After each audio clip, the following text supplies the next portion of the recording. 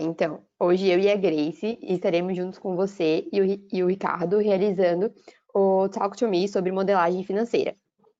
E é legal lembrarmos que essa semana as inscrições inovativas de impacto foram encerradas e conseguimos bater nosso recorde de inscrições no programa, com 335 startups inscritas.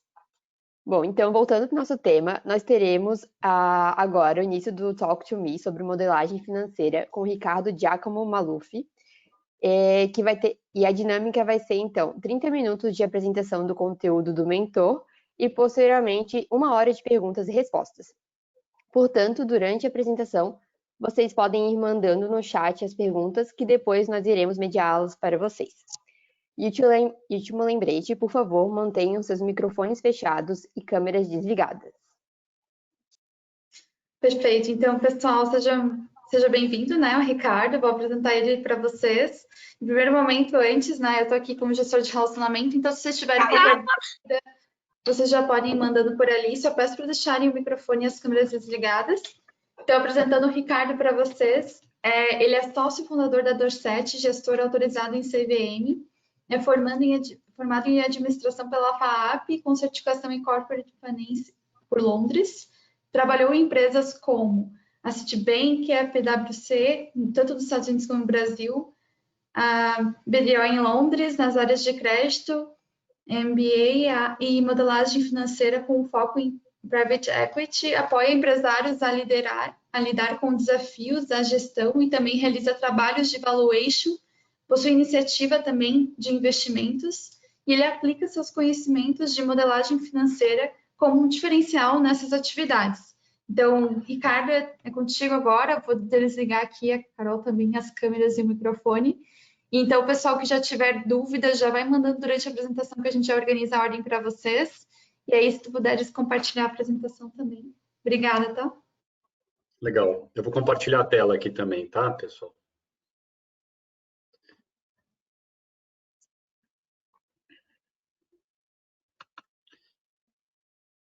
Eu acho que é isso. Eu acho que está a apresentação correta aqui. Então, boa tarde aí para todo mundo, né? Obrigado aí pela apresentação. Eu acho super interessante aqui poder falar sobre modelagem financeira, que é um tema que, por vezes, costuma assustar as pessoas mais do que deveria, né? Vira meio que um desafio a ser vencido. Isso aconteceu comigo no passado, então vou tentar ser objetivo aqui, tá? A gente tem 30 minutos, é pouco tempo para a gente abordar o que eu separei aqui como sendo talvez algum dos principais pontos que a gente tem que estar atento em um exercício de modelagem, tá? Então, vamos lá. E aí, eu vou passando aqui slide por slide, só ver se está funcionando, pessoal. Só um segundinho. Isso, beleza. Então, de qualquer forma, eu acho que a gente tem que sempre pensar no que o que deveria ser o papel da modelagem financeira, né? A modelagem financeira, basicamente, ela tem a ver eu diria que quase na maior parte das vezes, com projeções financeiras, né? A gente está trabalhando com projeções financeiras, ou seja, são demonstrações financeiras projetadas. Então, a gente está falando de um futuro que ainda não chegou e a gente está desenhando esse futuro de forma numérica, de forma matemática, e normalmente no Excel, às vezes com a ajuda de algum outro software, tá?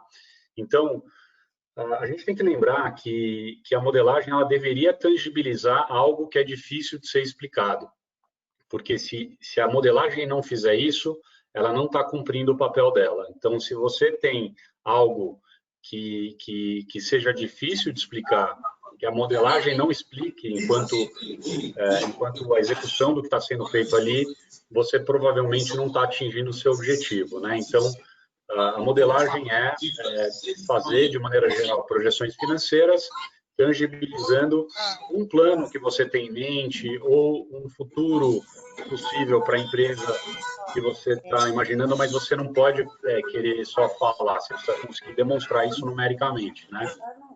Eu acho interessante a gente, assim, para quem não está muito acostumado com a modelagem financeira, o principal exercício que eu proponho para empreendedores, aí eu acredito que tem muita gente estudando o tema, ou se debruçando, buscando especialista, buscando gente que possa ajudar.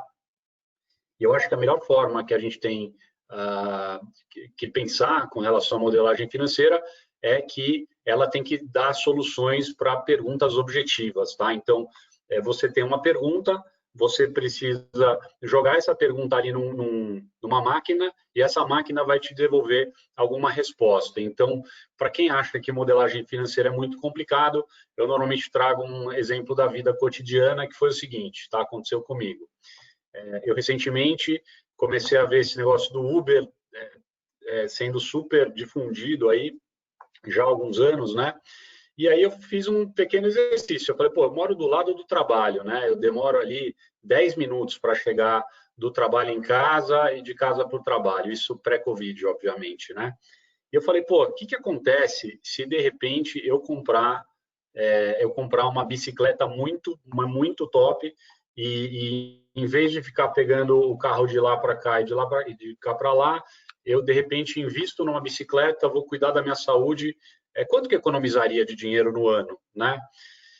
Apesar de ser uma resposta óbvia, né? Vocês vão concordar que na hora que você fala, pô, você vai pegar uma bike, você deixar de ter carro ou deixar de usar um Uber. Então, eu fiz até o exercício de ir do carro para o Uber, então fiz o cálculo, falei, nossa, pelo amor de Deus, é muito mais barato eu começar a andar de Uber do que andar de carro, porque eu coloquei PVA no cálculo, eu coloquei gasolina, manutenção, tudo isso, eu fui listando, eu conheço essas coisas e a maior parte dos exercícios de modelagem financeira que a gente precisa fazer numa empresa, ela precisaria ser tão óbvia quanto isso. A gente precisa voltar para o básico. Eu acho que as pessoas ficam tentando fazer exercícios de modelagem super complexo e é aí que dá ruim. Fica bem difícil mesmo de você convencer qualquer pessoa de que seu plano ele é factível, porque se alguém não entende o que você colocou ali na tela, o que você colocou ali nos números, é complicado. Então, eu fiz esse exercício, né? Calculei ali, antes de calcular, do Uber para a bike, eu calculei do carro para o Uber, puta, exercício óbvio. Só que do carro para o Uber, fica até mais claro a importância de eu entrar na minúcia, né? Porque quanto mais informação eu tenho, mais eu consigo tomar aquela decisão com maior precisão. Quando eu vou do Uber para o carro, para a bike, desculpa, do Uber para a bike, é quase que uma decisão qualitativa, só que eu ter esse número me ajuda, não só para eu tomar decisão, mas eu para tomar decisão com a minha família, com a minha esposa.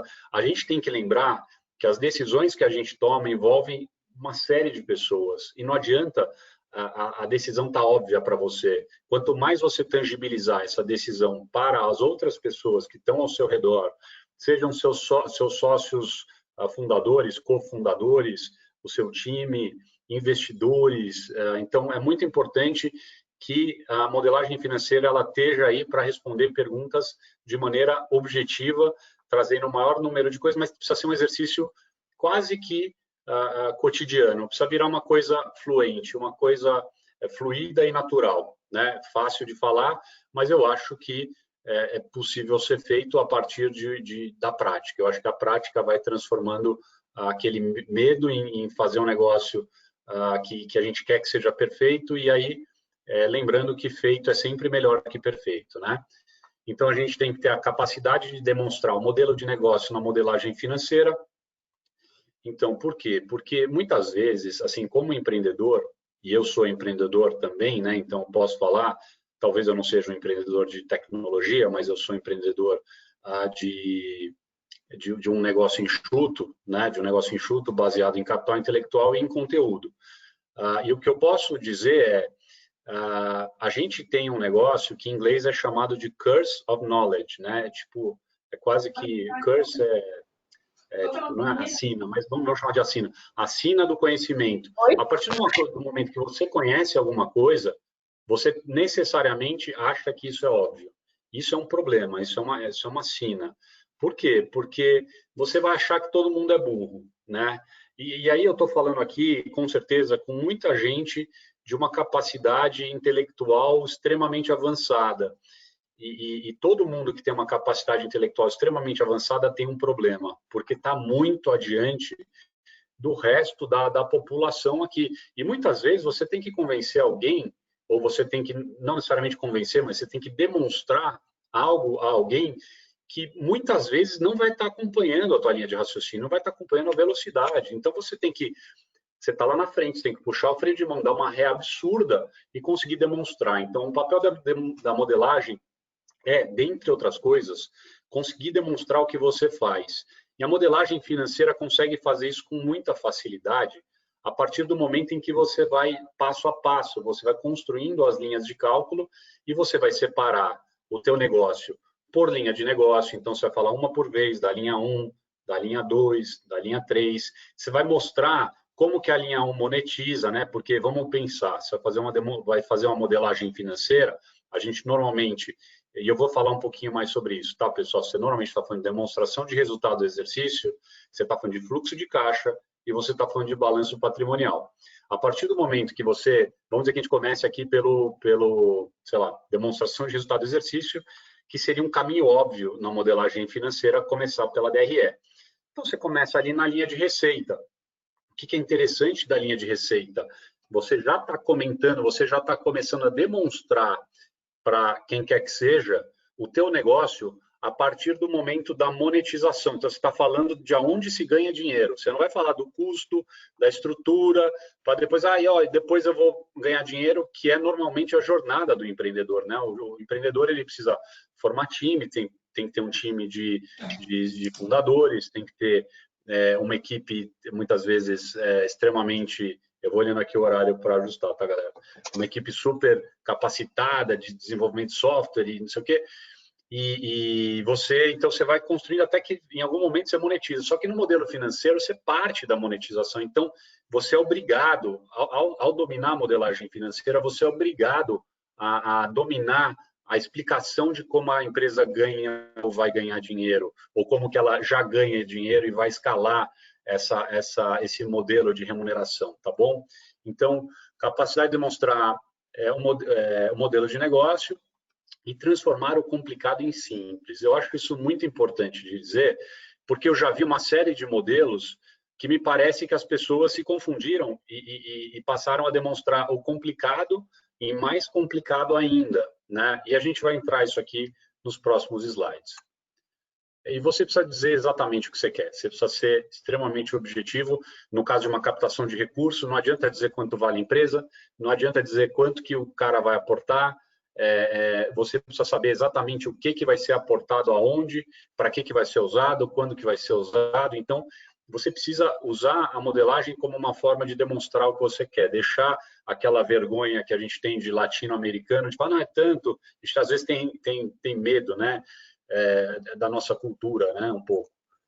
Então, por exemplo, para onde vai o recurso, né? Então, cenários. Eu gosto muito de falar de cenários, tá? Então, se alguém virasse para mim e falar, Ricardo, você tem 30 minutos para falar de alguma coisa. Eu falo, cara, cenários eu preciso falar. Eu preciso falar de cenários, porque se eu estou falando de planejamento financeiro, se eu estou falando de projeções, projeção de demonstração de resultado, fluxo de caixa, balanço patrimonial, como que eu vou acertar no negócio da mosca lá, na data, sei lá, 5 de março de 2021. Cara, se eu não consigo prever o meu peso nessa data, como é que eu vou prever como é que vai estar o fluxo de caixa da empresa? Como é que eu vou prever como é que vai estar a rentabilidade de determinada linha de produto? A resposta é impossível, é impossível. E a partir do momento que a gente aceita que é impossível, a gente se abre humildemente à possibilidade de trabalhar com cenários, né? Então, momentos de incerteza como esse que a gente está vivendo, faz com que o planejamento seja mais importante do que nunca, né? E eu não estou falando só de fazer valuation, tá, pessoal? Assim, modelagem financeira vai além do valuation. O valuation é uma necessidade que está voltada, muitas vezes, à captação de recursos de uma empresa. Mas a gente tem que lembrar que a previsibilidade financeira não serve só para valuation. Serve para saber até onde vai o seu fluxo de caixa. Seu fluxo de caixa vai acabar no mês que vem ou daqui a 3 meses? Ah, não, é mais ou menos daqui a 2 meses. Fala, cara, não dá para ter essa conversa com um sócio investidor. Você não pode ter essa conversa com seus sócios, porque na hora que na hora que aperta, as pessoas cobram, né? E é natural que isso aconteça, né? Então, eu acho que, antes de qualquer coisa, a gente, obviamente, traça a realidade esperada. Eu acho muito importante que a gente crie uma estrutura de variáveis. Então, assim, vamos dizer que a gente escolhe 5 variáveis ou 10 variáveis, né? E essas vão ser as variáveis com as quais eu vou brincar em determinado cenário, né? Eu vejo que as pessoas falam, cenário otimista, mais 30% na receita. Cenário pessimista, menos 30%. Cara, não é isso. Não é isso. Você tem que identificar no teu modelo de negócio, que vai ser replicado no seu modelo financeiro, quais são as variáveis que podem, que estão fora de controle ou que estão dentro de controle, mas que a gente não consegue prever com tanta clareza o que vai acontecer. Então, identifica essas variáveis e começa a pensar o que aconteceria com cada uma delas em determinados cenários. Você, inclusive, pode dar nomes para esses cenários. Vou dar um exemplo, sabe? Vamos dar um exemplo bobo. Câmbio volta ao normal. Tá. O que acontece no cenário câmbio volta ao normal? A gente precisa sair desse modelo zumbi do tipo, otimista, pessimista e base. Cara, tem 1000 formas de fazer cenário, e os cenários podem ser ideias de coisas que podem vir a acontecer ou não. Inclusive, você pode brincar. Você pode falar assim, dólar estourar, ou dólar equalizar, ou dólar ficar barato. Você consegue começar a entender o que aconteceria em cada cenário. E conforme a realidade vai andando, você começa, eu já pensei o que aconteceria se isso acontecer. Quanto mais hipóteses você colocar dentro de cenários, mais fácil você fica de não ficar desesperado num cenário que está ali fora do teu controle, né? O que eu costumo dizer é que estejamos sempre alertas para que nunca tenhamos que estar desesperados, né? Parece fazer sentido falar depois, né? Agora, praticar isso ao longo do caminho é um desafio, mas um desafio possível, né? Bom, contemplar a ambição, tá? Assim, uma das coisas mais importantes que a gente precisa ter é um empreendedor, né? Acho que um empreendedor no Brasil, especialmente, o Brasil tem se mostrado um bom lugar para desenvolver aí os unicórnios, né? Está no top 3, se eu não me engano. Então, assim, ao mesmo tempo que a gente tem essa capacidade de escala surreal, a gente tem uma taxa de mortalidade que é assustadora e é natural também, dado a natureza do negócio digital ou do negócio inovador, da ou da tecnologia. E, assim, é natural que essa questão binária, né, do morre ou vive ou morre, da bomba, então, assim, a gente precisa estar consciente disso, né? Mas, ao mesmo tempo que a gente sobrevive, a gente tem que continuar sonhando, né? Então, é muito importante que a gente contemple a ambição no nosso modelo financeiro, tá? E aí, de novo, os cenários, lembrando cenários. Mas eu vou contemplar a ambição, vou mostrar um cenário ambicioso, os caras vão achar que eu sou maluco. Falo, não, no cenário ambicioso, em que as coisas, em que a gente atinge, às vezes a gente pode estar falando de escala, assim, a gente atinge escala no mês tal, ou a gente começa a ter uma rentabilidade diferente a partir de determinado mês. Então, a gente consegue começar a trabalhar em que momentos que essas coisas acontecem, mas nunca deixar de colocar ambição, né? Porque se a gente está num ambiente super hostil, que é um ambiente aí brasileiro de décadas, mas também é risco-retorno. A gente está vendo que esse ambiente difícil brasileiro tem possibilitado várias empresas escalarem de forma assustadora, né? A gente tem Hotmart, temos Gympass, tem vários casos aí, inclusive com investimentos de investidores de peso, né? Esses dois aqui são investidas de uma gestora da General Atlantic, né, que é uma baita de uma gestora. Então, assim, sempre contemple a ambição, sempre contemple um Black Swan. Eu lembro que em 2019 eu estava falando bastante de Black Swan. Para quem não conhece, é a teoria do cisne negro, do Nassim Nicholas Taleb. Cara, anota que é muito legal, muito importante. Ele fala que a história da humanidade acontece em saltos e ela não engatinha. Então, a gente ficar planejando o crescimento de... Cara, você tem que sempre esperar um susto. E quem esperar um susto sempre consegue se preparar para, na hora que o susto vier, não ser um problema seríssimo, né? Então, Black Swan é super importante estar no cenário, tá? Só aqui, temos mais 9 minutos. No meu relógio, tá, pessoal? Aí o pessoal pode Faça da modelagem uma ferramenta de gestão. Eu vejo muita gente recorrer à modelagem financeira quando precisa fazer de um valuation. Acabou a necessidade de valuation, a pessoa põe aquilo de lado, pelo amor de Deus. A modelagem financeira pode ser a ferramenta que te ajuda a fazer a gestão do caixa no dia a dia. Você consegue gerir o teu caixa, você consegue gerir quando que você vai precisar acelerar ou desacelerar determinada estratégia para você fazer frente aí a situações que estão acontecendo. Então, faça da modelagem financeira uma estratégia do dia a dia e não só uma ferramenta de modelagem, porque é que nem você ter o Lego. A modelagem financeira é um Lego, e você pode usar o Lego para fazer só uma ponte. Você podia fazer um carro, um castelo, um monte de coisa, né? Bom, competência versus caixa. Saiba qual regime você está usando. A competência, eu vou usar linguagem simplificada. Quem for mais avançado e já entender tudo isso, me perdoa, mas eu acho importante colocar. A competência é o que o contador te entrega. Por quê? Porque o contador dificilmente vai ter que te entregar um fluxo de caixa. Ah, mas Ricardo, por que o contador não entrega o fluxo de caixa? Porque não é obrigação dele. O contador tem a obrigação de entregar algumas demonstrações de acordo com o regime tributário da empresa em que ela está enquadrada. E o contador só precisa fazer fluxo de caixa em algumas situações bastante especiais, que normalmente não é o caso em empresas iniciantes ou empresas que já iniciaram há um tempo e vão escalar. Então, ele dificilmente vai te entregar o fluxo de caixa. Então, o fluxo de caixa é você que tem que fazer, né? E a competência você também tem que começar a fazer em casa. Então, a competência é a demonstração de resultado do exercício, tá? Para exemplificar aqui, e o regime de caixa é o fluxo de caixa. O fluxo de caixa também, então, assim, a competência tem uma questão que dá a rentabilidade, a competência te diz a rentabilidade do teu negócio, diz a rentabilidade dos seus produtos, a competência diz a rentabilidade de determinados clientes, de determinadas regiões. Então, é muito importante, é muito, muito importante. Mas antes da competência ser importante, vem a sobrevivência da empresa. Então, antes de você ter uma DRE lindíssima, você precisa ter um fluxo de caixa impecável, porque é o fluxo de caixa que garante que você tem oxigênio. Então, se o caixa está para as empresas, como o oxigênio está para as pessoas, e eu acho que eu não preciso explicar isso para ninguém aqui, eu acho que está todo mundo aqui muito ciente disso, exatamente aqui no momento do Covid, porque se a gente não tiver fluxo, o que a gente faz? E se a gente não tiver caixa?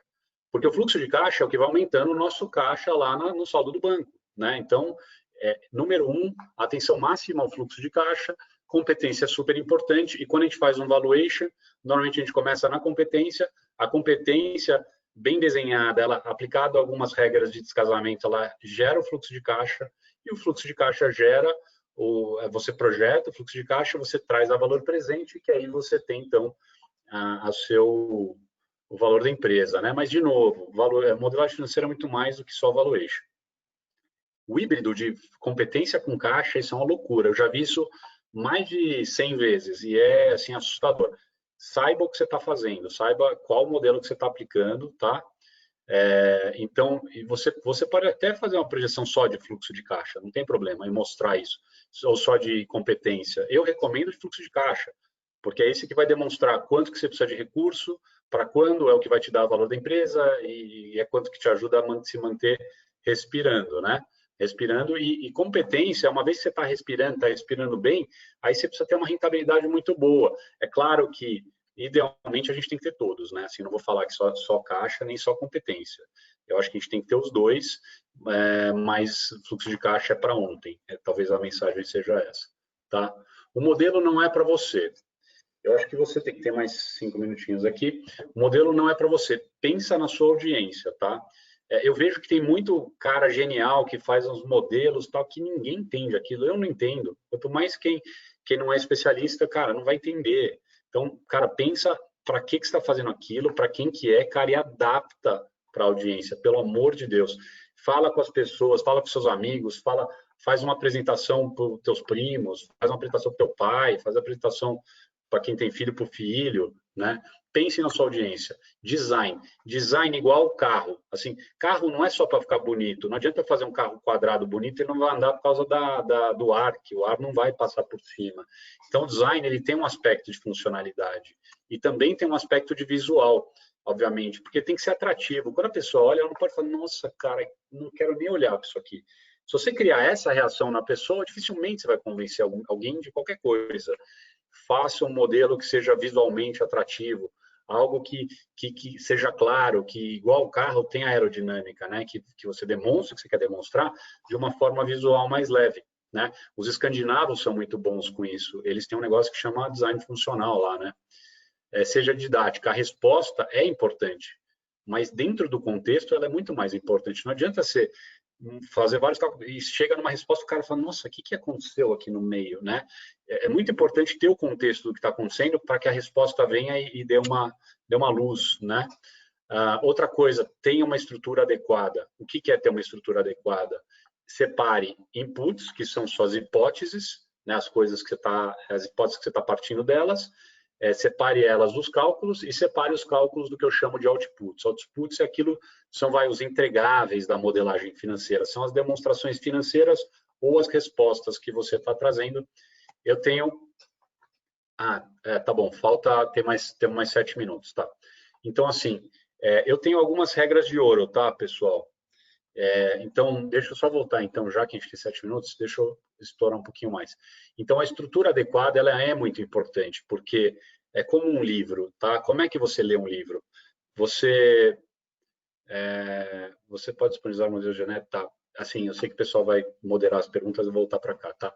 Ó, eu acho que ter uma estrutura adequada é importante. Imagina que você tem um livro, tá? Eu tenho um livro aqui, ó. Aliás, O Poder da Empatia, tá? Por acaso, hein? Juro, eu coloquei para deixar o computador mais alto. Depois tirei esse. Aliás, o poder da empatia. O modelo precisa ter o poder da empatia. Se você não conseguir capturar a atenção e a emoção das pessoas no teu modelo, é como se fosse um filme ou um livro, né? E o livro, eu não posso começar aqui da página do meio e começar a ler do fim para o começo, né? Então, a mesma coisa no modelo financeiro. Imagina que você começa na esquerda, igual o livro. Esquerda para direita, de cima para baixo. Então, a lógica... Então, você não pode ir e voltar, porque você tem que pensar que o modelo que você está construindo, ele é uma história sendo contada. Então, a história existia a demonstração de resultado do exercício. E aí, tem a receita. E na receita, tem várias linhas de negócio. Na linha 1, eu vendo produtos físicos. Na linha 2, eu vendo conteúdo relativo aos produtos físicos. Na linha 3, então, assim, é uma história, e essa história precisa fazer sentido, especialmente nos outputs, porque o output é normalmente o que você mostra. E eu recomendo que você construa um modelo tão bonitinho que na hora que você vai mostrar, você mostra todo o modelo. O cara fala, nossa, cara, esse cara usou aqui. Tem modelos financeiros que tem 5.000 linhas, 2.000 linhas, e a pessoa que está recebendo isso na ponta, às vezes não sabe o tamanho do esforço. Demonstre o tamanho do esforço, mostre o tamanho do livro que você fez e fala, olha, daí você saiba o tempo, né? Por exemplo, eu estou calculando aqui meu tempo. Você vai mostrar um modelo financeiro, você tem que saber quanto tempo você tem. Você não pode sair falando, para depois o cara te interromper e falar assim, olha, uma vez aconteceu isso comigo em Londres. Eu estava com uma investidora assim super top, eu tinha ajudado a vender a empresa dela, encontrei ela depois de uns 3 anos, comecei a contar uma história para ela, falei assim, Ricardo, pelo amor de Deus, cara, você não pode fazer isso comigo. Gente, cuidado, muito cuidado com o tempo. As regras de ouro, tá? Por falar no tempo, estou vendo aqui, tem mais um pouquinho. As regras de ouro, eu tenho algumas regras de ouro que esse caminho da modelagem me mostraram e que eu acho que tem a ver não só com modelagem, mas com tudo na vida. Então, assim, don't tell me, show me. Nunca diga nada para ninguém. Mostre, demonstre. Demonstre como que você chegou naquela conclusão, demonstre como você acha que aquilo é possível. Nunca mostre, sempre demonstre. Uma outra regra que eu tenho, uma regra de ouro, Golden Rules aí, é isolar as variáveis. Isso serve muito para modelagem financeira. Não junte 2 variáveis em uma. Não faça um cálculo que envolve 2 linhas de negócios juntos. Não faça isso. Faz linha 1, pá. Aí depois você faz linha 2. Mas a linha 2 depende da linha 1. Beleza, faz a linha 1, desenha. Depois você faz a linha 2, aí você puxa o resultado da linha 1 para 2 e impacta aqui dentro, mas faz separado, isola as variáveis, é muito importante. Senão, ninguém entende absolutamente nada, bulhufas, tá? Zoom out antes do zoom in. Sempre a visão maior antes do micropentelésimo, porque, cara, o micropentelésimo, muita gente não quer saber dele. Então, primeiro tem a visão macro antes do micro. Sempre garante que está todo mundo na mesma página. Isso vale, inclusive, para fazer o desenho no modelo. Eu gosto de começar por fazer o desenho do modelo, eu pego um papel em branco, começo a desenhar. Eu faço o design que está aqui em cima. Desculpa. Eu faço o design que está na funcionalidade no visual. Eu desenho o que vai ser a primeira parte, a segunda parte. Não saio fazendo. E não saia fazendo. Desenhe o que vai ser o seu modelo. Desenha como é que é o começo, o meio, o fim. E sempre foca na qualidade do fim, que é o zoom out, que é a visão geral. Assim, começa do começo, obviamente, mas sempre pensando aonde você vai chegar. Se você começar sem pensar aonde você vai chegar, é capaz que você não tenha um exercício muito bom, né? Eu acho que é isso aí, pessoal. Eu acho que eu cumpri aqui meu horário.